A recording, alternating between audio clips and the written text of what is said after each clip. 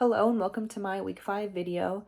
In this video, I'm going to be talking about how to set up for an MRI of the brain as well as an MRA of the brain and the neck. I'm going to be talking about what landmarks you need to set, what coils you're going to be using, as well as how to take or set up for your scan plane for sagittal, coronal, and axial images. So as you're setting up for an MRI of the brain, you want to make sure that you're fully patting yourself down, you're demetallizing yourself before entering zone 4. You want to disinfect the entire department. You want to get the correct coil set up, wedges set up, the tables disinfected, fresh bed sheets.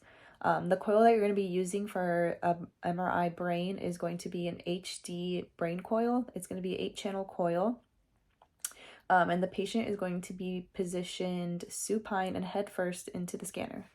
For your landmark, you're going to set in the center of the forehead, which is known as the glabella. It's right in between the eyebrows. So for any scan of the brain, that is always going to be your landmark, the glabella. Now, to create an axial image of the brain, you want to angle parallel to the genu and splenium of the corpus callosum on the sagittal plane, and you want to cover the brain from the vertex to the foramen magnum. Now, if you want to set up a coronal image of the brain, you want to angle parallel to the brainstem on the sagittal image, and you want to cover from the frontal sinus back to the occipital protuberance. To set up for a sagittal image of the brain, you want to angle parallel to the midline of the brain on the axial image, and you want to be covering from temporal lobe to temporal lobe. Now for an MRA of the brain, magnetic resonance angiography, it's a very similar setup to a regular MRI of the brain. The patient is going to be laying supine head first into the scanner. You're going to be using an HD brain coil. And the landmark, again, is going to be set at the glabella right in between the eyebrows. Now, to set up an MRA of the brain, a 3D axial sequence, you're going to angle parallel to the genu and the splenium of the corpus callosum on the sagittal image, and you want to cover from the corpus callosum to the foramen magnum. So post-processing an MRA of the brain, MRI technologists like to use something called MIPing, or MIP, which stands for maximum intensity projection.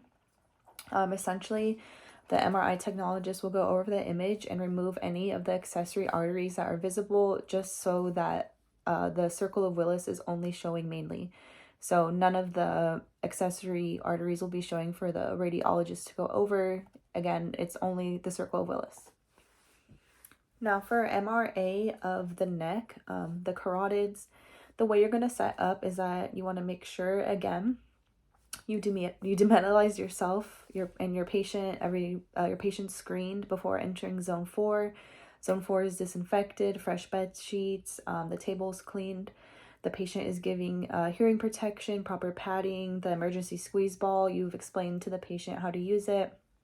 They're set up in the scanner. They're going to be head first and supine. The coil that you're going to be using for an MRA of the neck is going to be an HD-NV array coil or a neurovascular array coil. The landmark that you're going to set up for an MRA of the neck is going to be 1 to 2 inches below the chin. It's about mid-neck area.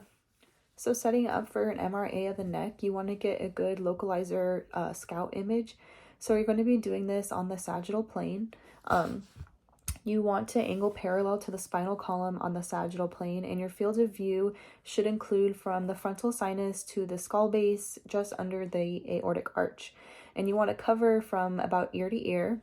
Once you get this sagittal localizer image, it's going to be a lot easier to set up the rest of your sequences.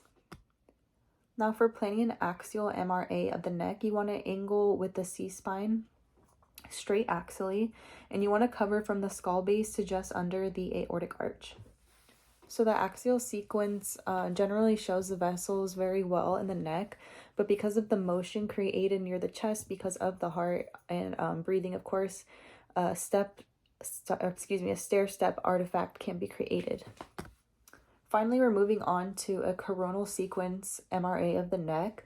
You want to run this one pre-contrast phase, which is also known as mask.